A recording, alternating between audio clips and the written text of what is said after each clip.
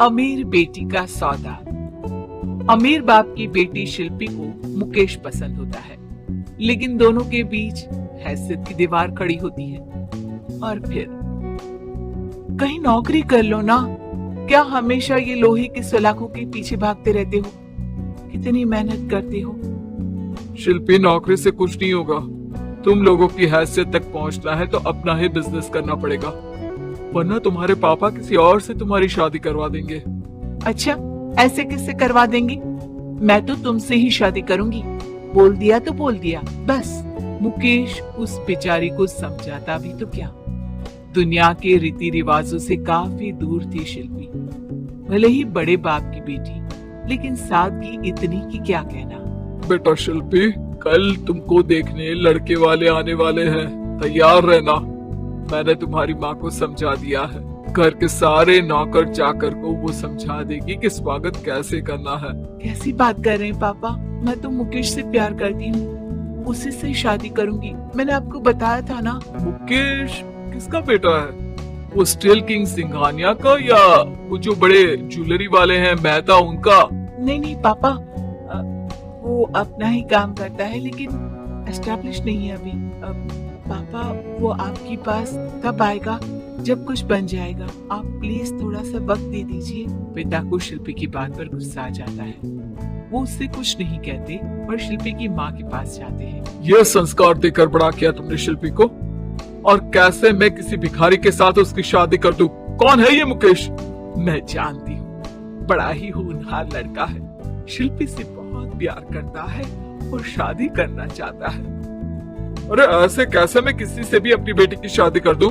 कोई भी उठकर आए और कहे कि मैं शादी करना चाहता हूं तो मैं शादी कर दूं? कान खोल कर सुन लो, कल उसे अच्छे से तैयार कर देना, क्योंकि जो लड़का मैंने देखा है शिल्पी के लिए, वो करोड़पति घर का बेटा है, समझी? लाख मना करने पर भी शिल्पी को उस लड़के से मिलवाया जाता है जो उसके पिता ने उसके लिए देखा था। देखिए, मैं किसी और से प्यार करती हूँ और उसी से शादी करूंगी। ये तो बहुत अच्छी बात है कि तुम किसी और से प्यार करती हो, क्योंकि मैं भी किसी और से प्यार करता हूँ। लेकिन शादी तो हम दोनों को ही करनी होगी, जानती हो ना, ये बिजनेस और ये सारा कुछ। शिल्पी को समझ में नहीं आता कि वो क्या कह रहा है, लेकिन वो समझ जाती है कि वो लड़का भी किसी और से प्यार करता है। पिताजी, वो भी कह रहा था कि वो किसी और से प्यार करता है। हाँ तो करने दो ना, हमने तो नहीं रोका। तुम अपना देखो, शादी के लिए हाँ कर गया है वो। लेकिन क्यों?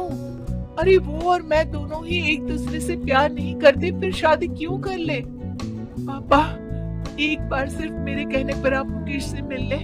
पिता शिल्पी के कहने पर फॉर्मेलिटी के लिए ही सही, लेकिन मुकेश को घर बुला लेती है। देखो, ज्यादा वक्त नहीं दे पाऊंगा। ये बताओ कि शादी के बाद कहाँ रखोगे उसे? 2 कमरे के मकान में? नहीं सर, मैंने 2 साल के बाद का सारा प्लान कर लिया है। मैंने आयरन इंडस्ट्री खड़ी करने के लिए पूरा ब्लूप्रिंट तैयार किया है। मेरी खुद की जगह है दादाजी की, बस थोड़ा फंड का अरेंजमेंट हो जाता तो काम शुरू कर देता। अच्छा, मतलब तुम यहाँ फंड रेज करने आए हो? मुकेश समझ जाता है कि उसके पिता शिल्पी की शादी उससे कराने के मूड में नहीं है। फंड आप कभी दे भी नहीं पाएंगे मुझे तो सिर्फ शिल्पी चाहिए। मैं उसके बिना नहीं रह सकता सर। मैं उसे बहुत खुश रखूंगा। वो तो हर पति का दर्द होता है। वो तो मैं किसी से भी उसकी शादी करा दूं, वो उसे खुशी रखेगा। लेकिन देखो, मैं ज्यादा बात को घुमाना नहीं चाहता। वो बड़े घर की लड़की है, उसे काम काज की आदत नहीं।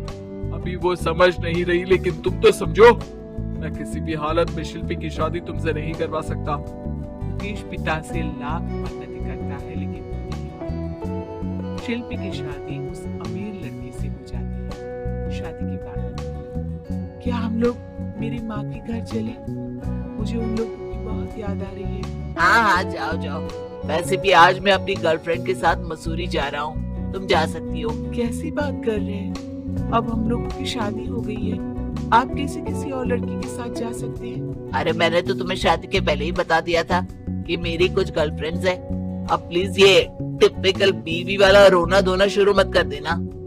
शिल्पी पिता के घर जाती है और माता पिता को सारी बात बता देती है।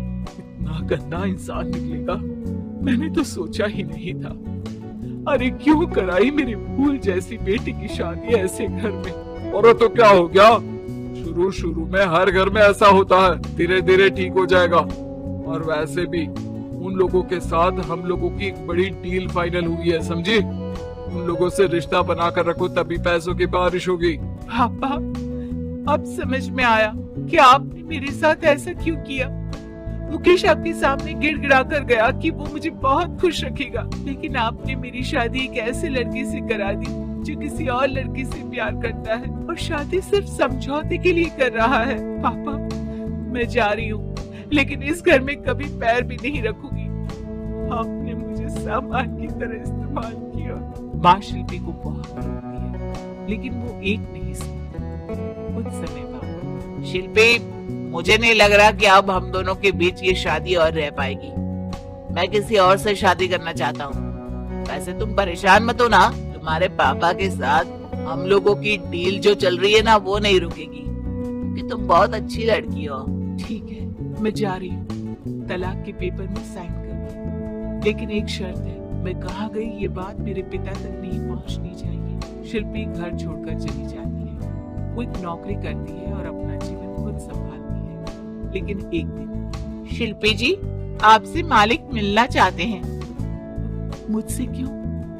शिल्पी मालिक के कमरे में जाती है, जहाँ सामने मुकेश होता है। अरे आपको देखकर बहुत खुशी हुई, बहुत बड़े आदमी बन गए। थैंक्स, पर तुम्हें नौकरी करने की क्या जरूरत पड़ गई? मैंने तो सोचा भी नहीं था कि तुम मेरी शिल्पी होगी। तभी वहाँ शिल्पी के पिता आ जाते हैं। शिल्पी, तुम्हारे बारे में माँ से पता चला। घर चलो बेटा, मुझे माफ कर दो। मुकेश, मैं यहाँ अपनी कंपनी के काम के लिए आया हूँ। तुम्हारी कंपनी की डील अगर हमें नहीं मिली तो हम बर्बाद हो जाएंगे। वैसे अब तुम चाहो तो शिल्पी की शादी मैं तुमसे कराने को तैयार हूँ। बस करिए पापा, ये क्या सौदा लगा रखा है आपने। जिस कंपनी से आपकी डील हो, अपनी बेटी की शादी उसी के घर करा देते हैं। शिल्पी मुकेश से माफी मांगती है और वहाँ से जाने लगती है कि मुकेश उसे रोक लेता है। रुको शिल्पी, ये सब कुछ तुम्हारे लिए है। ये कंपनी, ये नाम सिर्फ तुमसे शादी करने के लिए ही खड़ा किया था। मैं आज भी तुमसे बहुत प्यार करता हूँ।